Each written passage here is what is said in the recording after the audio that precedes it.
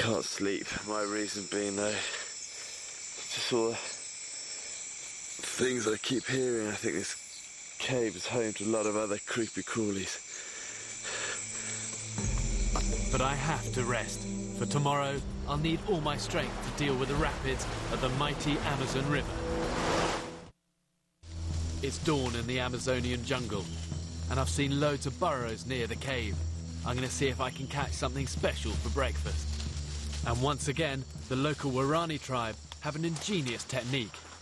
I've been looking for one of these for a while, and I think this is a Camacho plant. And I can tell this just from, if you look at the white spots on the top of the leaves, also this thick stalk, and then these little aerial white little shoots coming out. And what local hunters will do is cut this, and then it produces this like stink like a skunk, and then they'll stick it down a hole, maybe like an armadillo hole, and that stench will then flush the animal out. So this is what I'm going to try and do. But I don't want to get any of this on me. And as soon as I cut that, I'll be able to smell it, yeah. Ah, it's like pungent, like, yeah, it's like sort of ammonia or skunk. But that should do the trick. Let's see. This could help me catch a rodent, or perhaps, if I'm lucky, an armadillo. This is just the sort of place that might be quite good for this.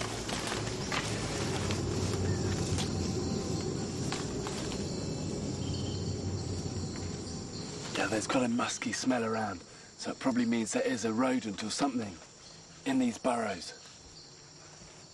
Burrows often have two exits, so the stench coming from one will force it out the other.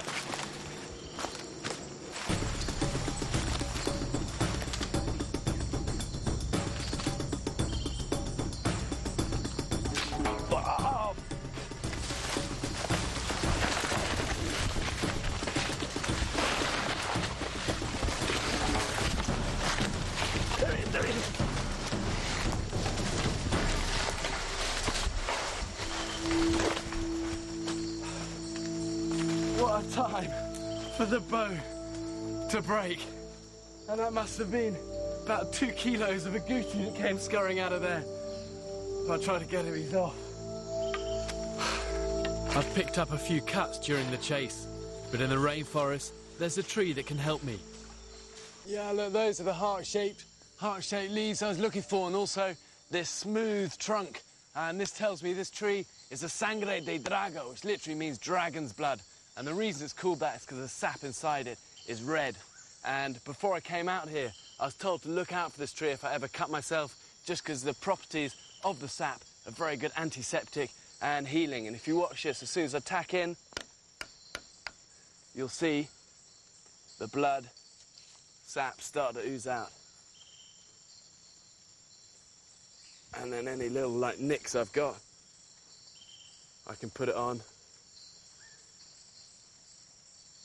And look, if you watch this as well, as soon as you get it on, if you like lather it up, it goes into this white paste, like kind of soap. And that is very healing, good antiseptic, and will help the blood to coagulate. Great tree. It's time to head back to the river, as that's my best hope of getting out of here. Well, that looks like the big river I was hoping for. It's now deep enough to swim, and being in the river will allow me to cover miles much quicker.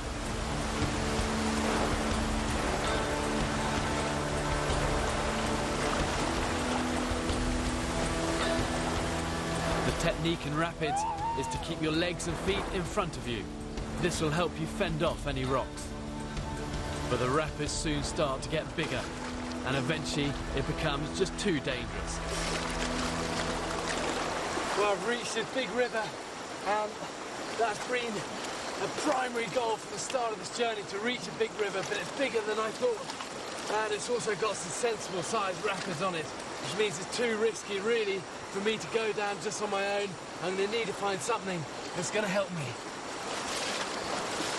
I need to make some sort of boat. These rivers are the highways of the Amazon, and if I can get onto it, it'll take me to a settlement. I'm making less than a mile an hour along this riverbank, but I've seen a cluster of trees that will be my ticket out of here. The balsa tree, and you can tell these by their grey mottled bark and distinctive fan-shaped leaves. It's very soft and very buoyant.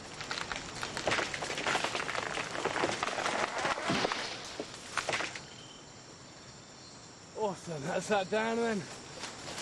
Cut myself a length of it about here. 10 years ago, a group of hikers were lost in the jungle. They survived by building a simple raft out of balsa, lashed together with vines, and they simply floated downstream. After 3 days, they reached a settlement. This river is heading east, and I know that's where I'll have the greatest chance of finding a settlement. It's pretty smooth, this bit, but I can hear them more rapids ahead. And the worst bit of it is you can hear them before you even see them. And you don't really see what's ahead until you're kind of right into it.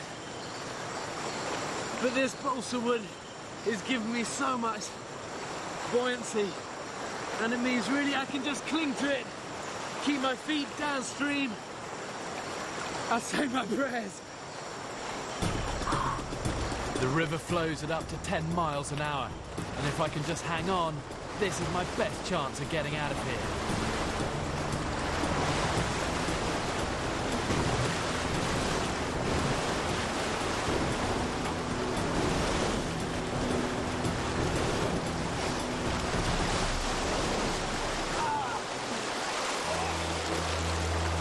Right on that rock. The water level is now dropping lower and lower, and the sharp bedrock beneath me can break bones. It's time to get out of the river. I'll set that free now. It's actually quite nice to be back on terra firma. On this journey, it has felt like every step is a struggle against the forces of nature. But what matters in survival is just never giving up, even when plans fail. And every day you survive, you're one day closer to home. Just gonna turn the camera around and look, I don't know if you can see that, there's a fire and what looks like a dugout canoe over there. And I always knew that if I just kept heading downhill until I found a stream and then followed the stream to a river, that one of these big Amazon rivers would eventually lead me to civilization. And that fire and that canoe for me means the end of my journey.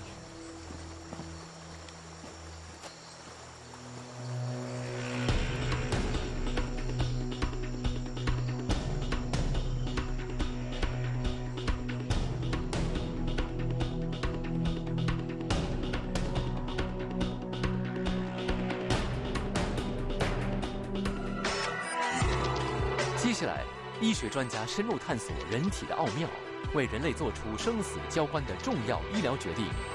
医疗生死线，接着播出。